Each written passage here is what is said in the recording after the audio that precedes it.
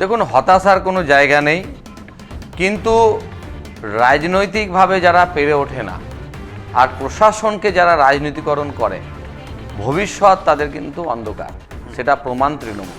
তো স্বাভাবিকভাবেই যে কোনো একটা বিধায়ককে যখন আমরা নির্বাচন করি, আপনাকেও আমি যখন নির্বাচন করব, তো স্বাভাবিকভাবে আপনার কাছ থেকে কাজ চাইবো, যে কোনো মানুষ। আপনি সেটা করতে পারেননি, কিন্তু তারপরেও এবারেও মানুষ কিন্তু আপনার প্রতি আস্থা রাখলো। কেন রাখলো মনে হচ্ছে? হতে পারে অনেক এরকম ভোটার আছে যারা পছন্দ করেন না, ভোট দেননি, ঠিক। কিন্তু যখন জনপ্রতিনিধি হয়ে যাওয়া হয়, সেই দায়িত্বটা কিন্তু সকলের জন্য, বিধায়ক সকলের। রাজ্য সরকার যেখানে আমাদেরকে বঞ্চিত করেছে, প্রশাসনিকভাবে আমরা সব জায়গাতেই বিরোধিতা পেয়েছি, আমাদের বিধায়ক এলাকার উন্নয়ন প্রকল্পের টাকা খরচা করতে গিয়েও বাধা প্রাপ্ত হয়েছি। ছোটবেলা থেকেই রাষ্ট্রীয় স্বয়ংসেবক সঙ্গে স্বয়ংসেবক। বাবাও ছিলেন নাকি? এবারে আপনার একটা প্রচার পর্বে একটা ভিডিও বেশ ভাইরাল হয়েছিল, আপনি মানুষের দাড়ি কাটছিলেন, সেটা অনেকে কটাক্ষ করেছে।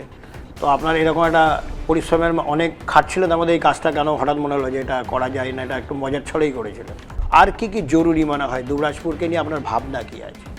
যেমন দুবরাজপুরকে নিয়ে একটা আধুনিক দুবরাজপুর গড়ে তোলার আমার একটা স্বপ্ন বা লক্ষ্য বলতে পারেন, এবং দুবরাজপুর মানুষকে নিয়ে।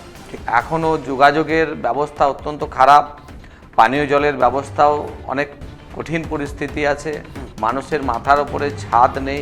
আগের যে সরকারের সময় এসেছে পরপর, তারা বিভিন্ন সময় যে উন্নয়নের কথা বা উন্নয়ন করব বলে প্রতিশ্রুতি দিয়েছিল, সেগুলো হয়নি। গতবারে আপনি দিয়েছিলেন, আপনি জিতেও ছিলেন, কিন্তু আপনাকে করতে দেওয়া হয়নি। তাদের যে দায়বদ্ধতা, সেই জনপ্রতিনিধির দায়বদ্ধতা থেকে তারা সরে দাঁড়ালো। এটা কি কারণ কি ডিম থেরাপির হয়? ঠিক। আমিও বিধায়ক হয়ে পৌরসভাতেও যথারীতি যেটুকু সময় দেওয়া যায় তার থেকে আরও বেশি সময় দেওয়ার চেষ্টা করছি। প্রশাসনের সাথে কথা বলে দিন প্রতিদিন যে বিভিন্ন রকমের সমস্যা আসছে, সেগুলো আমরা শর্ট আউট করে সমাধান করছি। আগামীতে 16 ফাইন্যান্সিয়াল ইয়ারের টাকা যাতে আসে এবং সেই কাজ যাতে পঞ্চায়েত অনুসারে বা ব্লক অনুসারে যাতে হয়, সেই ব্যাপারেও আমাদের চর্চা আলোচনা হয়েছে।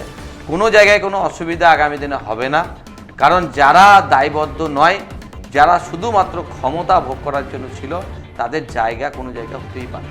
দুবরাজপুরে একটা আমি কদিন আগে খবর দেখছিলাম যে দুবরাজপুরের যারা বিভিন্ন জায়গায় যে বর্তমানে বালির একটা সংকট অন্যতম সমস্যা হয়ে দেখা দিয়েছে, এবং সাধারণ যারা মানুষ যারা রয়েছেন তারা বালি পাচ্ছেন না বলে কিছু দিয়েছেন। পাশাপাশি নির্মাণের সঙ্গে যারা যুক্ত, তারা বলছে যে আমাদের এলাকায় বালি পাওয়া যাচ্ছে না, যেটা সাইয়াতে পাওয়া যাচ্ছে বা অন্যত্র পাওয়া যাচ্ছে বা সিউড়িতে পাওয়া যাচ্ছে। তো এই সংকটের বিষয়টা আপনার কাছে এসছে, আপনি কি কোনো ব্যবস্থার জন্য চেষ্টা করছেন? মানে দুবরাজপুরে আবার সাধারণ মানুষরা বালি পাবেন তার আশ্বস্ত আপনি? একদমই তাই। নমস্কার, আমি সঞ্জয় রয়েছি আপনাদের সঙ্গে, আপনারা দেখছেন S2S মিডিয়া। কেমন আছেন প্রিয় দর্শক আমার? S2S মিডিয়ার ফেসবুক, ইউটিউবের যে দর্শকরা রয়েছেন, আমাদের যারা পরিবারের সদস্য, সবাইকে আর একবার অভিনন্দন জানাই। তো আজকের আমাদের এই আলোচনার বিষয় যিনি রয়েছেন, দুবরাজপুর বিধানসভা দ্বিতীয়বারের বিধায়ক বিজেপির অনুপ সাহা। দাদা, প্রথমে S2S মিডিয়ার পরিবারের পক্ষ থেকে আপনাকে অনেক অভিনন্দন জানাই। কেমন আছেন আপনি? খুব ভালো আছি। আপনাদের মাধ্যমে বীরভূম জেলার প্রত্যেকটি নাগরিককে শুভেচ্ছা এবং অভিনন্দন জানাই। আপনাদের S2S মিডিয়ার যারা ফলোয়ার্স আছেন, যারা শুভাকাঙ্ক্ষী আছেন, তাদেরকেও আপনাদের মাধ্যমে শুভেচ্ছা জানাচ্ছি। গতবারে 21-এই মোটামুটি আমরা যারা সাধারণ মানুষ তারা ভেবেছিলাম যে সরকার হচ্ছে, এবং সেরকমই একটা হাওয়া উঠেছিল, সেটা আমরা সবাই জানি, এবং হয়েও গেছিল। হয়তো কিছু বিশেষ কারণে শেষ অবধি হলো না। তখন মন কতটা ভেঙেছিল, এবং আপনি যখন সেবারে বিধানসভায় ঢুকলেন শপথ নিয়ে, এবং এবারে সরকার পরিবর্তনের পর মনে হচ্ছে যেন নিজের অধিকার নিয়ে ঢুকলেন, অনুভূতিটা যদি একটু শেয়ার করা যায়। প্রথমত, রাজনৈতিক পরিস্থিতিতে আমরা যদি দেখি, 2021 সালে সেই সময়ে সাধারণ মানুষ তারা পরিবর্তন চেয়েছিল, এবং ভারতীয় জনতা পার্টি সর্বশক্তি দিয়ে লড়াই করে, এবং আমরা 77 জন বিধায়ক ভারতীয় জনতা পার্টির সিম্বলে জিতে আসি। বীরভূম জেলায় প্রথম ভারতীয় জনতা পার্টির বিধায়ক হিসাবে দুবরাজপুরের মানুষ আমাকে আশীর্বাদ করে, এবং আমরা বিগত 5 বছর ধরে আমরা মানুষের জন্য লড়াই করেছি, মানুষের কথা বিধানসভায় আমরা তুলে ধরেছি। 2026 সাল মাঝখানে যে 5টি বছর ছিল অত্যন্ত কঠিন আমাদের কাছে ছিল, কারণ একদিকে 2021 সালে সরকার না হওয়ার পরে রাজনৈতিক হিংসা এতটাই চরম শিখরে ছিল, পশ্চিমবঙ্গে দিকে দিকে হিংসা, ভোট পরবর্তী হিংসা, এবং একই সঙ্গে বীরভূমেও একদিকে বীরভূমেও একইভাবে হয়েছিল এবং বহু কর্মী কার্যকর্তাদের খুন হয়ে যাওয়া। তারপরেও আমরা ঘুরে দাঁড়িয়েছি। মানুষের প্রতি যে আমাদের দায়বদ্ধতা সেটা আমরা কখনো ভুলে যাইনি। এখন পশ্চিমবঙ্গে মানুষ পরিবর্তন নিয়ে এসেছে, মানুষের সরকার প্রতিষ্ঠিত হয়েছে। এবারে 26-এ জেতার পর আপনি যখন বিধানসভায় গেলেন এবং শপথ নিলেন এবং যখন দরজায় ঢুকছিলেন, তার সঙ্গে আপনাদেরই সরকার, অনুভূতি কেমন ছিল? অবশ্যই যেন নিজের অধিকার পেলাম। অবশ্যই একটাই বিষয়, 21 সালে আমাদের কণ্ঠরোধ করে রাখা হয়েছিল। বিধানসভার এলাকার কথা, রাজ্যের কথা, বিভিন্ন দপ্তরের কথা, বিভিন্ন সমস্যার কথা আমরা যখন বিধানসভায় বলছি, সেই কথাটা কিন্তু সাধারণ মানুষের কাছে পৌঁছাচ্ছে না, কোনো লাইভ টেলিকাস্ট হতো না। ঠিক তাই গণতন্ত্রের চতুর্থ স্তম্ভের সেই অধিকারটাও কিন্তু এই সরকারের আমলে প্রতিষ্ঠিত হলো। বিধানসভা এখন সাধারণ মানুষের কথা সেখানে বলা হয় এবং যা কিছু হচ্ছে সবই মানুষকে নিশ্চিতভাবে। লাইভ স্ট্রিমিং সরকার এবং বিরোধী পক্ষ তাদের যে ভূমিকা, সেই ভূমিকাটা কিন্তু সাধারণ মানুষ দেখতে পাচ্ছে। বিভিন্ন সভা সমিতি হোক, আমরা এখন দেখছি যে পশ্চিমবঙ্গের বর্তমান মুখ্যমন্ত্রী রয়েছেন, তিনি বলছেন বিরোধী যারা বিধায়ক জিতেছেন বা এমপি রয়েছেন প্রত্যেকটা অ্যাডমিনিস্ট্রেটিভ সভাতে তাদেরকে ডাকাও হচ্ছে, অনেকে যাচ্ছেনও এবং তারাও খুব খুশি হচ্ছেন যাওয়ার পর। কিন্তু একটা সময় ছিল 21-এ আপনি জিতেছিলেন, কিন্তু বীরভূমের যে অ্যাডমিনিস্ট্রেটিভ বৈঠক হতো বা প্রশাসনের বিভিন্ন বৈঠক, এমনকি মুখ্যমন্ত্রী আসার পরেও বিভিন্ন যে অ্যাডমিনিস্ট্রেশনের বৈঠক, সেগুলোতে আপনাদের ডাকা হতো না। তো তখন আপনাদের হতাশা লাগতো না? দেখুন, হতাশার কোনো জায়গা নেই, কিন্তু রাজনৈতিকভাবে যারা পেরে ওঠে না আর প্রশাসনকে যারা রাজনীতিকরণ করে, ভবিষ্যৎ তাদের কিন্তু অন্ধকার, সেটা প্রমাণ তৃণমূল। কলেজে অনুষ্ঠান হচ্ছে, স্থানীয় বিধায়ককে কোনোভাবে অফিসিয়ালি আমন্ত্রণ জানানো থেকে শুরু করে কোনো কিছু, কিন্তু আমরা শাসক দল সেই সময়ে কিন্তু তৃণমূলের ভূমিকাটা বাংলার মানুষ, বীরভূমের মানুষ দেখেছে। বর্তমানে সরকার সমস্ত রকমভাবে, বিরোধী হোক কি শাসক হোক, সমস্ত স্তরের প্রতিনিধিদের যে সম্মান তাদের পাওয়া উচিত সেইভাবেই তাদেরকে সেই সম্মানে সম্মানিত করা হচ্ছে। ঠিক, এবং এটা জরুরি, একদমই তাই। কোঅর্ডিনেশন জরুরি। প্রতিনিধি যেখানে যেভাবেই জিতে আসুক না কেন, তার সমান অধিকার আছে, যে দলেরই হোক, নিশ্চিতভাবে, কারণ সে তো ওই এলাকার জন্য দায়বদ্ধ। একদমই তাই। এই যে গতবারে আপনি জেতার পরে আপনার এলাকার উন্নয়নের কাজ করতে দেওয়া হয়নি, রাস্তাঘাট সেই একই রকম ছিল, আপনি বারবার জানিয়েও করতে দেওয়া হয়নি, কার্যত আটকে রাখা হয়েছিল। তো আপনার যে পারফরমেন্স সেটা মানুষকে আপনি দেখাতে পারেননি, মানুষ বুঝেছিল যে এই লোকটাকে করতে দেওয়া হচ্ছে না। তো স্বাভাবিকভাবেই যে কোনো একটা বিধায়ককে যখন আমরা নির্বাচন করি, আপনাকেও আমি যখন নির্বাচন করব, তো স্বাভাবিকভাবে আপনার কাছ থেকে কাজ চাইবো যে কোনো মানুষ, আপনি সেটা করতে পারেননি। কিন্তু তারপরেও এবারেও মানুষ কিন্তু আপনার প্রতি আস্থা রাখলো, কেন রাখলো মনে হচ্ছে? প্রথম কথা, আমরা যখন প্রচারে যাই বিভিন্ন ধরনের কথা আমরা বলি, ঠিক, আর মানুষ সেটাকেও বিশ্বাস করে। আমি মনে করি নির্বাচনে জয় পরাজয় থাকে, মানুষ একজনকে বেছে নেয়, ভোটাধিকার মাধ্যমে নির্বাচিত হয়ে আসেন। জেতার পরে দায়িত্ব অনেক বেড়ে যায়। ঠিক, কারণ যারা নির্বাচনে অংশগ্রহণ করেন এবং ভোট দেন, হতে পারে অনেক এরকম ভোটার আছে যারা পছন্দ করেন না, ভোট দেননি, ঠিক, কিন্তু যখন জনপ্রতিনিধি হয়ে যাওয়া হয়, সেই দায়িত্বটা কিন্তু সকলের জন্য, বিধায়ক সকলের, একদম। আর সেই ভূমিকাটা আমরা 21 সাল থেকেই পালন করেছি। দলমত, ধর্ম, বর্ণ নির্বিশেষে আমরা সকলের জন্য কাজ করেছি, আমরা কখনো পক্ষপাতিত্ব করিনি। আমরা আমাদের দায়িত্বটা আমরা পালন করার চেষ্টা করেছি স্থিমিত ক্ষমতার মধ্য দিয়ে। রাজ্য সরকার যেখানে আমাদেরকে বঞ্চিত করেছে, প্রশাসনিকভাবে আমরা সব জায়গাতেই বিরোধিতা পেয়েছি, আমাদের বিধায়ক এলাকার উন্নয়ন প্রকল্পের টাকা খরচা করতে গিয়েও বাধাপ্রাপ্ত হয়েছি এবং বিভিন্নভাবে হ্যাকেল করা থেকে শুরু করে অপপ্রচার থেকে শুরু করে সমস্ত রকমভাবে রাজনৈতিকভাবে লড়াই করার পরেও তৃণমূল কিন্তু শূন্য হয়েছে। ঠিক। এবং মানুষ আমাদের প্রতি আস্থা রেখেছে এবং মানুষের প্রতি আমাদের যে ভালোবাসা, মানুষের প্রতি যে আমাদের দায়বদ্ধতা, এটা আমাদের আরও অনেক বেড়ে গেছে এবং আমরা সেটা পালন করে চলব। এবং সেটাই করা হচ্ছে একদমই তাই, সবার জন্য, সকলের জন্য, সমস্ত স্তরের মানুষের জন্য। অনুপদা সম্পর্কে আমরা শুধু ভোটে এইটুকুই জানতে পেরেছিলাম, অনুপ সাহা বিজেপি প্রার্থী, 21-এও তাই দুবরাজপুরে, এবং এবারেও দুবরাজপুরে প্রার্থী ছিলেন।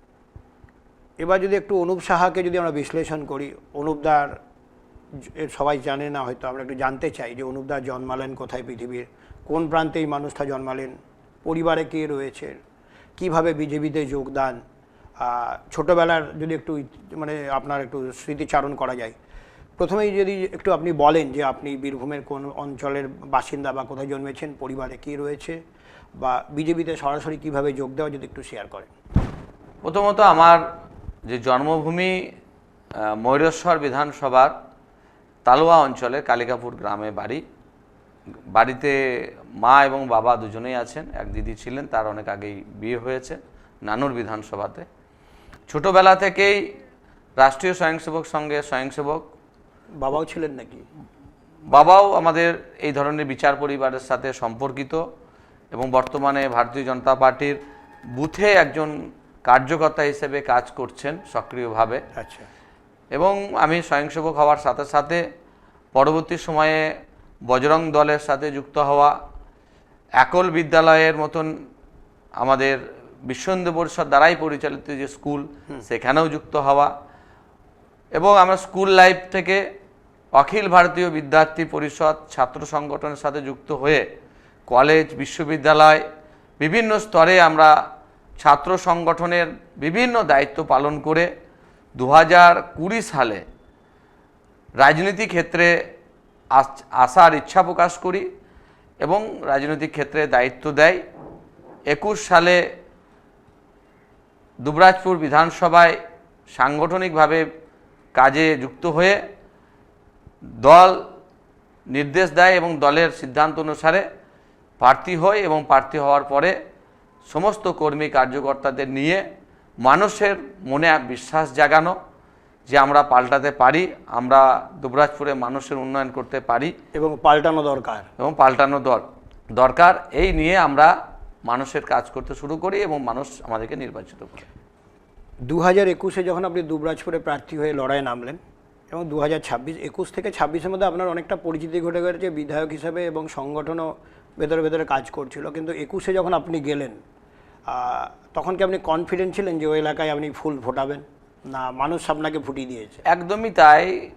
আমি ওই এলাকায় আগে থেকেই প্রত্যেকটি জায়গায় গিয়ে সেখানকার মানুষের পালস বোঝার চেষ্টা করি, এলাকার এনভায়রনমেন্ট, এলাকার সমস্যা, সমস্ত রকম বিষয়বিন্দু আমি মাথার মধ্যে নিই এবং আমি এই চ্যালেঞ্জ হিসেবে নিই যে এখানে জিততে হবে এবং জিতে মানুষের জন্য কাজ করতে হবে এবং মানুষ কি চাই সেইভাবেই আমি প্রথম দিন থেকেই ময়দানে থেকে প্রতি মুহূর্তে মানুষের কাছে পৌঁছানো এবং মানুষ শেষ মুহূর্তে আমাদেরকে আশীর্বাদ করে এবং নির্বাচিত হয়। এবারে আপনার একটা প্রচার পর্বে একটা ভিডিও বেশ ভাইরাল হয়েছিল, আপনি মানুষের দাড়ি কাটছিলেন, সেটা অনেকে কটাক্ষ করেছে। তো আপনার এরকম একটা পরিশ্রমের অনেক খাটছিলেন, আমাদের এই কাজটা কেন হঠাৎ মনে হলো যে এটা করা যায় না, এটা একটু মজার ছলেই করেছিলেন? বিষয়টা তা ছিল না, গৃহ সম্পর্ক বা জনসম্পর্কের বিষয় ছিল। মানে আমি কতটা আপনাদের কাছাকাছি এটা বোঝাতেই কি এটা? যখন একটা মানুষ নিজে ওই রকম একটা পরিস্থিতিতে ছিলেন, তখন আমি যখন তার সাথে কথা বলতে যাই তখন আমার মনে হলো তার সাথে ওই ধরনের একটা কোনো বিষয় রেখে আমার মনে হয় কথা বললে তার কথা বলতেও কমফোর্টেবল ফিল করবে, মানে কমিউনিকেশনটা বেটার হবে দুজনের মধ্যে। রাইট, ঠিক। তো সেইভাবেই কথা বলি এবং পরে সেটা বিভিন্নভাবে ব্যঙ্গাত্মক করার চেষ্টা করা হয়েছে। তবু আমি মনে করি যে কোনো কাজই ছোট নয় বা খারাপ নয়, খারাপ দৃষ্টিতে না ভাবলেই ভালো এবং এভাবেই মানুষের সাথে আমরা মিশি, প্রতি মুহূর্তে মানুষের সাথে থেকে কাজ করার চেষ্টা করেছি। 3 দিন আগে আপনার বিধানসভায় প্রশ্নোত্তর পর্ব ছিল, আমি শুনেছি। সেটা হচ্ছে আপনি আপনার এলাকা অর্থাৎ দুবরাজপুর বিধানসভার জন্য আপনি বেশ কিছু প্রস্তাব দিয়েছেন। তার মধ্যে মামাভাগ্নে পাহাড়কে কেন্দ্র করে একটা পর্যটনের বিষয়, শহরের বিভিন্ন নালী নর্দমা রাস্তাঘাটের উন্নয়ন, এবং দীর্ঘদিন ধরে যে মানে রাস্তাঘাটগুলো ঠিকঠাক হয়নি, শুধু পোস্টার বা বড় বড় বোর্ড পড়েছে, রাস্তার বাস্তব অস্তিত্ব নেই, ইত্যাদি ইত্যাদি 5-6টা ম্যাটার ছিল। তো দুবরাজপুর বরাবরই পিছিয়ে আমরা দেখেছি বিভিন্ন, যতদিন ধরে লাস্ট 15 বছরে কাজ সেভাবে হয়নি, বা আপনি যখন জিতেছেন আপনাকে করতে দেওয়া হয়নি। তো এই অবস্থায় যে আপনি প্রস্তাবগুলো রাখলেন, আর কি কি জরুরি মনে হয়? দুবরাজপুরকে নিয়ে আপনার ভাবনা কি আছে?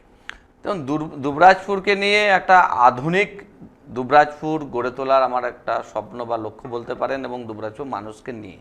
হ্যাঁ, এবং আমরা সেইভাবেই পরিকল্পনা করে চলেছি। এক তো দুবরাজপুর শহর, তার সাথে গ্রামীণ ক্ষেত্রে প্রায় 16টি পঞ্চায়েত আছে। বিশেষ করে খয়রাসুল এলাকা একদম প্রত্যন্ত গ্রামীণ এলাকা আছে। এখনও যোগাযোগের ব্যবস্থা অত্যন্ত খারাপ, পানীয় জলের ব্যবস্থাও অনেক কঠিন পরিস্থিতি আছে, মানুষের মাথার ওপরে ছাদ নেই, কৃষকরা চাষ করলে এখনও সেচ ব্যবস্থা সেভাবে উন্নত নয়, পঞ্চায়েতগুলোতে সেরকম কাজের কোনো জায়গা ছিল না। তো বিভিন্নভাবে একটা অব্যবস্থা তৈরি হয়ে আছে। সেই জায়গা থেকে ধীরে ধীরে আমরা প্রশাসন এবং জনগণ সকলে মিলে আমরা আমাদের প্রত্যেকটি মানুষের সমস্যাকে অ্যাড্রেস করে আমরা সমাধান করব, এবং একটা উন্নত বিধানসভা গড়ে তোলার আমাদের চেষ্টা থাকবে। দুবরাজপুর একটা গ্রামীণ পৌরসভা ধরা যায়, যে পৌরসভার যে ভাগ আছে গ্রামীণ পৌরসভা গ্রুপের মধ্যে পড়ছে, এবং মানুষের যে অভিযোগ আর কি রয়েছে, যে আগের যে সরকারের সময় এসেছে পরপর তারা বিভিন্ন সময় যে উন্নয়নের কথা বা উন্নয়ন করব বলে প্রতিশ্রুতি দিয়েছিল, সেগুলো হয়নি। গতবারে আপনি দিয়েছিলেন, আপনি জিতেও ছিলেন, কিন্তু আপনাকে করতে দেওয়া হয়নি। আপনার এখন মনে হয় যে বর্তমানে ধরুন, যেহেতু পৌরসভাগুলো প্রশাসনিক যে ব্যক্তিদেরকে চালানো যায়, অর্থাৎ অ্যাডমিনিস্ট্রেটর নিয়োগ করা হয়েছে, তো এই অবস্থায় বা যারা এক্সিকিউটিভ অফিসার রয়েছে তাদেরকে দিয়ে আপনারা তো অনেক কাজই করিয়ে নিতে পারেন, তো সেগুলো কি শুরু করেছেন? দেখুন, প্রথমত 2021 সালে বিধানসভায় জেতার পরে 2022 সালে পৌরসভা নির্বাচন হয়। ঠিক। আর পৌরসভা নির্বাচন প্রহসনে পরিণত করেছিল তৃণমূল কংগ্রেস। একদম। বীরভূম জেলায় প্রত্যেকটি পৌরসভাতে বিরোধীদের প্রার্থী যাতে শূন্য থাকে, বিরোধী শূন্য, এবং অনায়াসেই তারা দখল করতে পারে, দখলের রাজনীতি তারা করেছিলেন।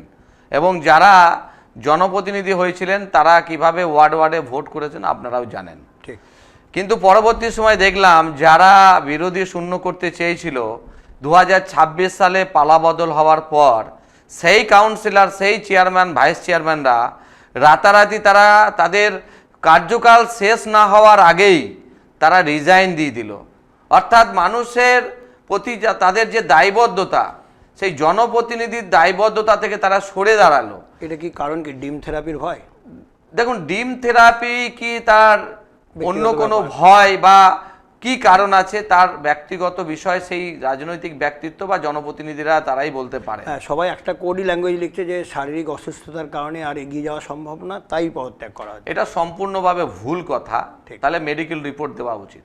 একদম। তাই মিথ্যা কথা বলে মিথ্যার সরকার তৈরি হয়েছিল এবং জনগণ সেটাকে ছুঁড়ে ফেলেছে। ঠিক। পৌরসভা যেখানে অভিভাবকহীন ছিল, রাজ্য সরকারকে আমরা ধন্যবাদ জানাই যে প্রশাসক বসিয়ে বা প্রশাসন স্তরে অ্যাডমিনিস্ট্রেটর বসিয়ে তারা এই কাজটা শুরু করে দিয়েছে, এবং জনগণ কিন্তু পরিষেবা পাচ্ছে। ঠিক। আমিও বিধায়ক হয়ে পৌরসভাতেও যথারীতি যেটুকু সময় দেওয়া যায় তার থেকে আরও বেশি সময় দেওয়ার চেষ্টা করছি। প্রশাসনের সাথে কথা বলে দিন প্রতিদিন যে বিভিন্ন রকমের সমস্যা আসছে সেগুলো আমরা শর্ট আউট করে সমাধান করছি। তাই আগামী দিনে পৌরসভাতেও আগামী দিনে কাজ করার যে পরিস্থিতি আছে সেই কাজ আমরা করব, মানুষকে সাথে নিয়ে সেই কাজ হবে। এবং পৌরমন্ত্রীর সাথেও আমি নিজে ব্যক্তিগত দেখা করেছি বিধানসভাতে। আমি পৌরসভার বিভিন্ন স্কিম নিয়ে আমাদের পৌরমন্ত্রীর যিনি সেক্রেটারি আছেন তাকেও আমরা চিঠি দিয়েছি। প্রত্যেকটা প্রবলেম নিয়ে, প্রত্যেকটা সমস্যা নিয়ে আমরা ডিটেলস চর্চা করেছি।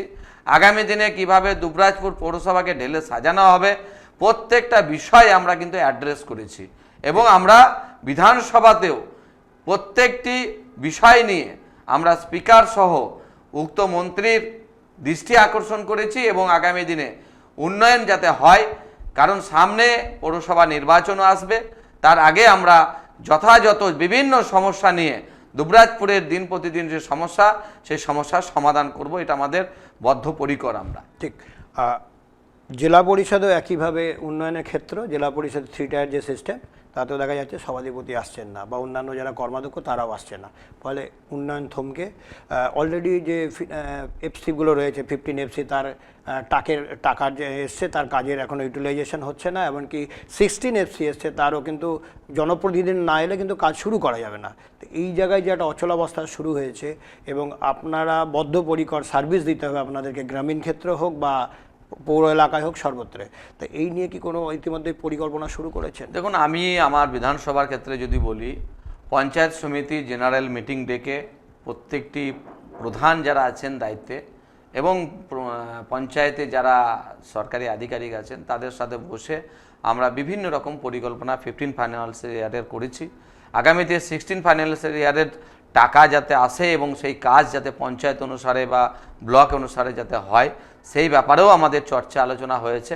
কোনো জায়গায় কোনো অসুবিধা আগামী দিনে হবে না, কারণ যারা দায়বদ্ধ নয়, যারা শুধুমাত্র ক্ষমতা ভোগ করার জন্য ছিল, তাদের জায়গা কোনো জায়গা হতেই পারে। এবং পঞ্চায়েত আইনেরও তো সংশোধন নিশ্চিতভাবে এই জন্যই পঞ্চায়েত মন্ত্রী তিনি এবং মন্ত্রিসভা সেই সিদ্ধান্ত নেয় এবং বিধানসভাতে সেটা পাসও হয়ে গেছে, আপনারা জানেন। আগামী দিনে সেটা আইনে পরিণত হবে।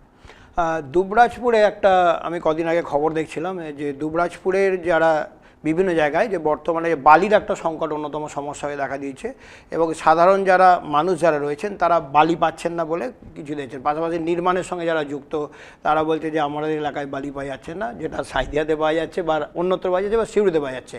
তো এই সংকটের বিষয়টা আপনার কাছে এসছে, আপনি কি কোনো ব্যবস্থার জন্য চেষ্টা করছেন? নিশ্চিতভাবে সেই চেষ্টাও করা হয়েছে।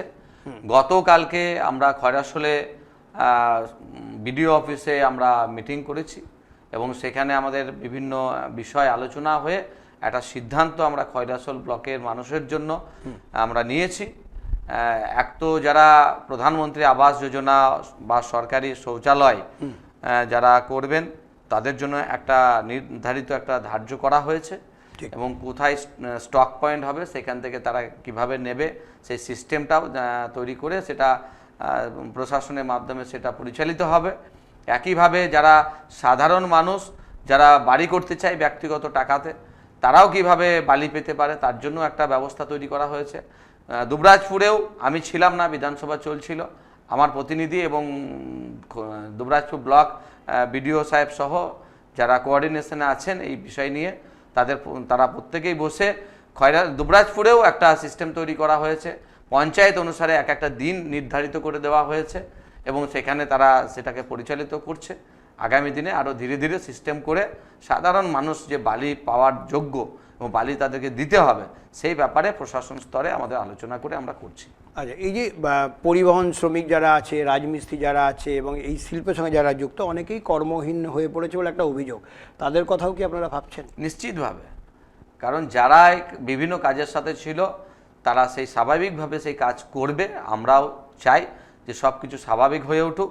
বিভিন্ন রকম পরিস্থিতি তৈরি হয়েছিল, পরিস্থিতি এখন পাল্টাচ্ছে এবং ধীরে ধীরে সব স্বাভাবিক হয়ে যাবে। তা এখনো পর্যন্ত এটা চালু করা যায়নি কেন মনে হচ্ছে আপনাদের? আমাদের চালু হয়ে গেছে, শুরু হয়েছে, গতকাল থেকে সব চালু হয়েছে অলরেডি।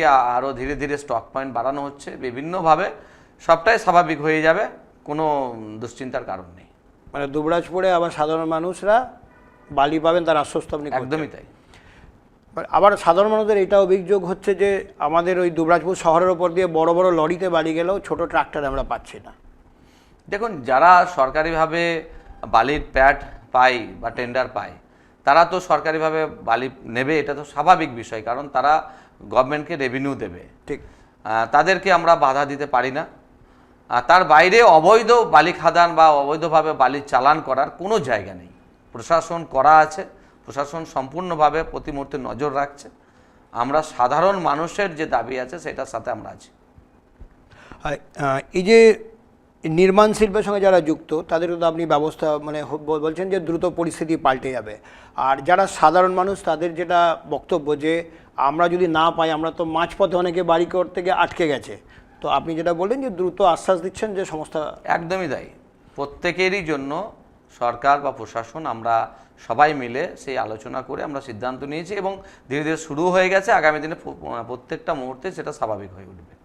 আচ্ছা, এবার যেটা আপনার কাছে প্রশ্ন, যে দুবরাজপুরের এলাকায় যেমন আমি মামা ভাগ্নেকে নিয়ে কি কোনো পরিকল্পনার কথা ভাবা হয়েছে আপনাদের? আমি বিগত দিনেও বলেছিলাম এটাকে হেরিটেজ করা হোক। প্রতিদিন প্রতি মুহূর্তে পর্যটকরা আসছেন, হাজারে হাজারে পর্যটকরা আসেন, ঠিক। কিন্তু তাদের কোনো রেস্ট রুম নেই, মামা ভাগনা পাহাড় সম্পর্কে কোনো মিউজিয়াম নেই, বা তারা সেই জায়গা সম্পর্কে জানবে তার কোনো লিটারেচার নেই, কোনো ধরনের ব্যবস্থা বিগত দিনে সরকার নেয়নি। আমি বিধানসভাতে হেতমপুর রাজবাড়ি থেকে শুরু করে শৈলাজানন্দ মুখোপাধ্যায়ের জন্মভিটা থেকে শুরু করে মামা ভাগনা পাহাড় থেকে শুরু করে জয়দেব কেন্দুলি মেলা থেকে শুরু করে বীরভূমের বিভিন্ন জায়গাকে কেন্দ্র করে পর্যটন নিয়ে কথা বলেছি। শুনেছে সরকার, কিন্তু শোনার পরে সেটা শোনার মতন রেখে দিয়েছে। কোনো রকম কাজ, উদ্যোগ আগে দেখা যায়নি, মানে আগে উদ্যোগ দেখা যায়, কোনো রকম কাজ তারা করেনি।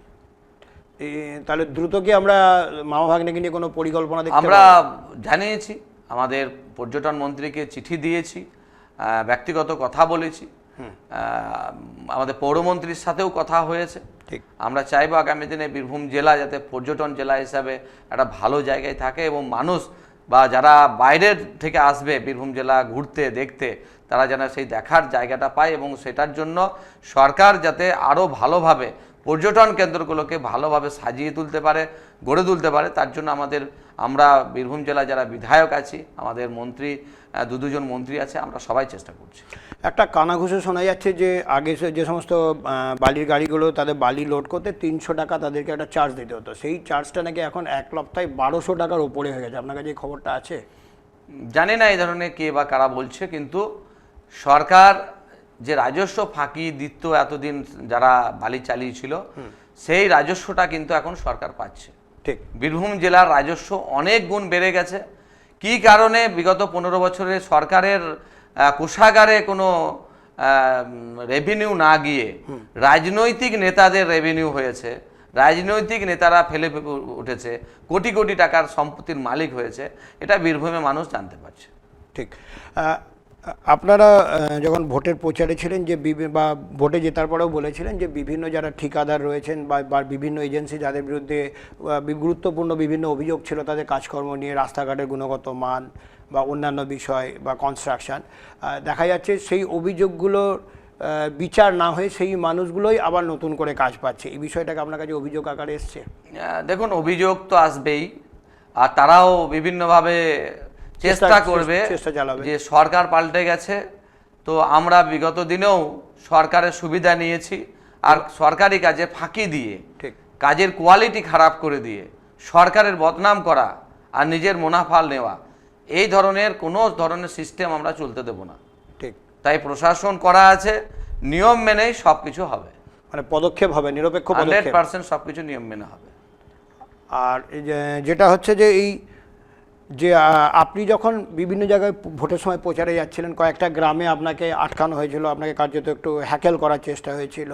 আজকে আপনার কাছে তো অনেক ক্ষমতা, তো সেই মানুষগুলোকে মনে হচ্ছে যে একটু টাইট করা উচিত, না ভুলে গেছেন সব?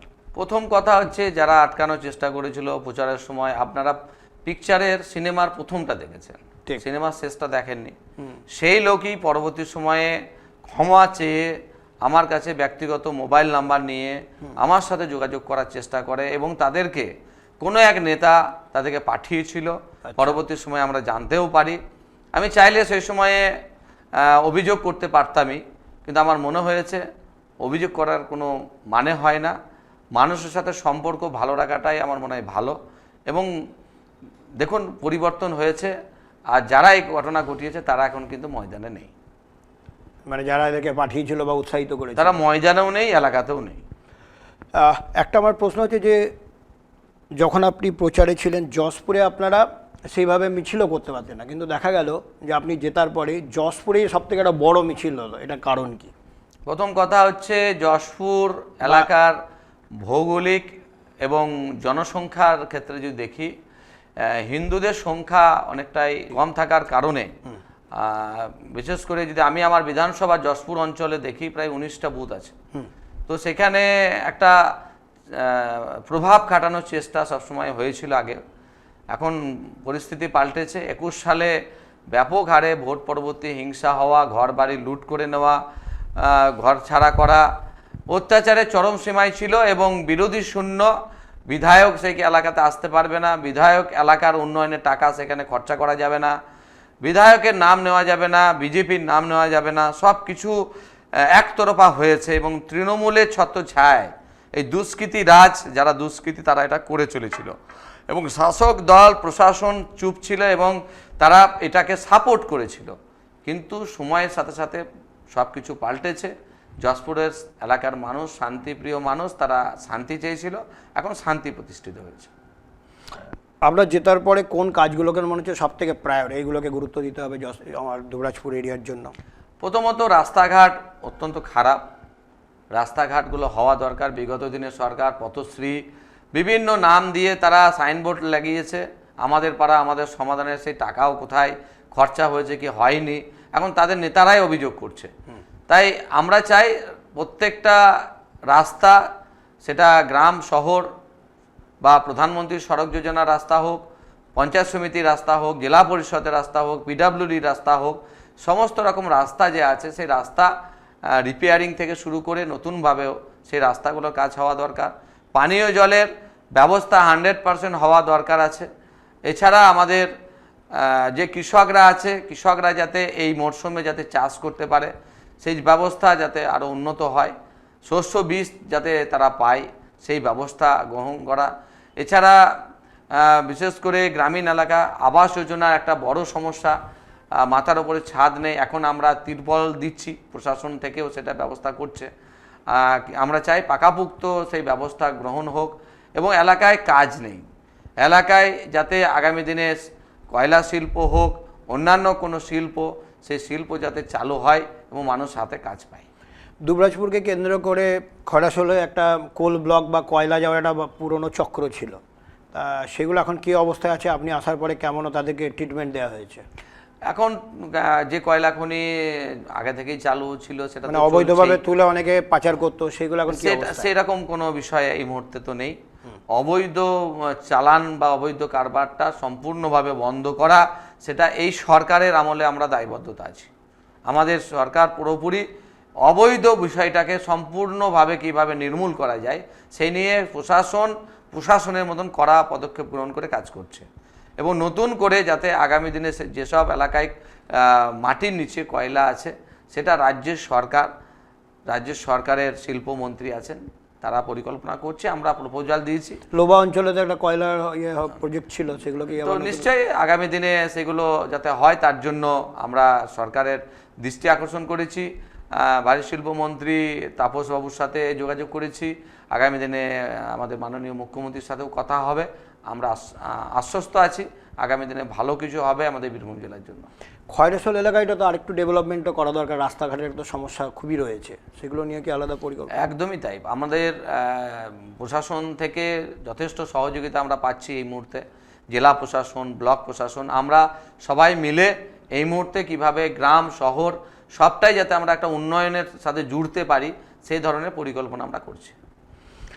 আপনার এলাকায় মানুষ আপনাকে এখন কীভাবে নিচ্ছে? শুধু বিধায়ক হিসাবে নিচ্ছে না পরিবারের লোক করে নিয়েছে? আমি বিধায়ক হিসাবে কখনোই মানুষের সাথে মিশিনি, একজন নাগরিক হিসাবে এলাকার মানুষ হিসাবে মানুষের সাথে যে সম্পর্ক হওয়া উচিত তার থেকে বেশিভাবে আমি মেশার চেষ্টা করি এবং এলাকার মানুষের সমস্যা শুনি, প্রতি মুহূর্তে মানুষের সাথে থাকি এবং মানুষের সমাধান করার চেষ্টা করছি। কদিন আগে আমরা দেখলাম যে ককরোচ দলের পক্ষ থেকে দিল্লিতে একটা চলছিল, প্রতিবাদ চলছিল, এমনকি তারপরে আন্দোলনের ঢেউ বুঝতে পেরে উচ্চশিক্ষামন্ত্রী পদত্যাগ হলো, ঠিক আছে।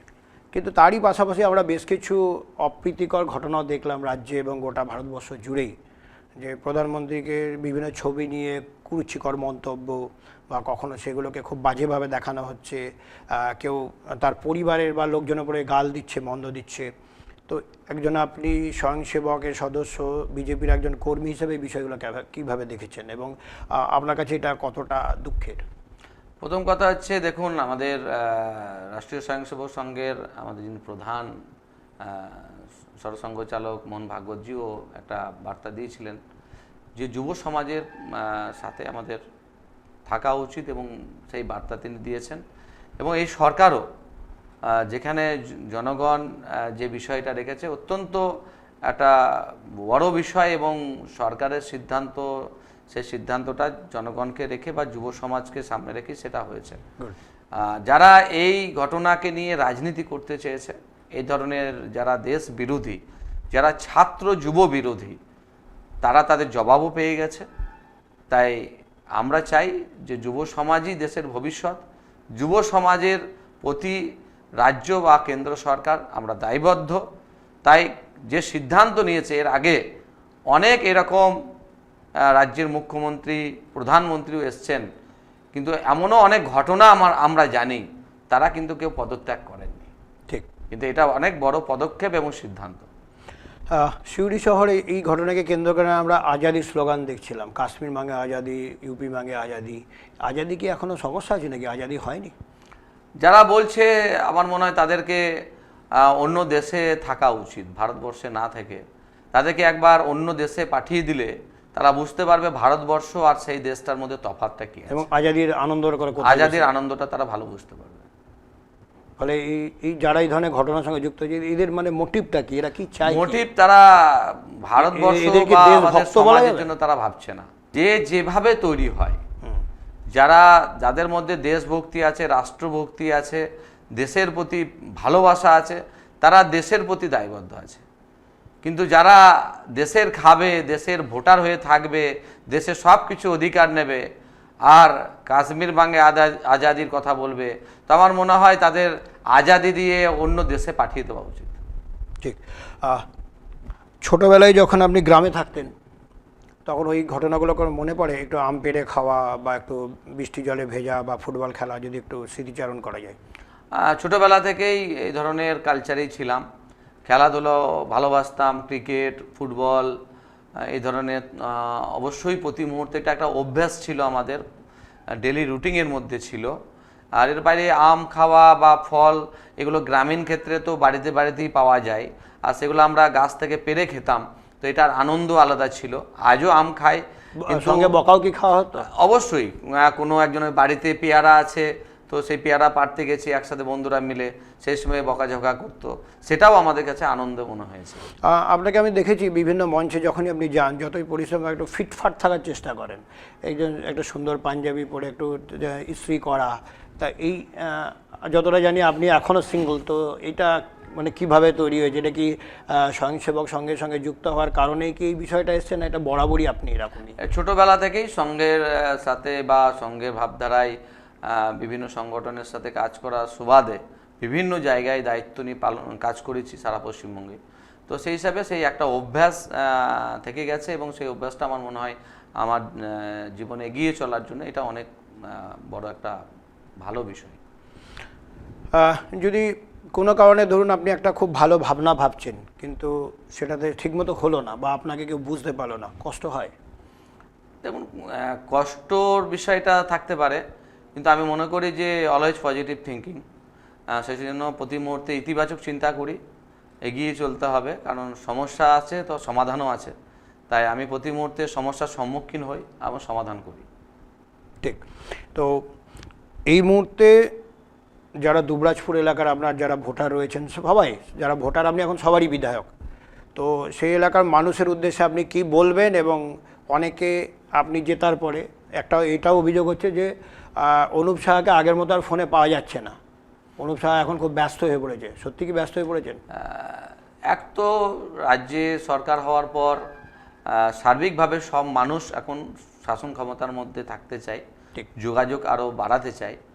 আর আমার মনে হয় আমি একজন বিধায়ক যে আজ পর্যন্ত এখনও নিজেই মোবাইল ব্যবহার করি, এবং মোবাইল ফোনে নিজের ফোনটা নিজেই আমি ফোনটা ধরি, এবং আমার ফোন এখন রাজ্যের বিভিন্ন জায়গা থেকেও সেই কল আসছে, যেহেতু গুগলেও সেট করে দেওয়া হয়েছে, সেই জন্য প্রথম 3-4-এর মধ্যেই মুখ্যমন্ত্রী থেকে শুরু করে আরও বাকি মন্ত্রীদের পরেই হয়তো আমার নামটা গুগলে চলে আসে।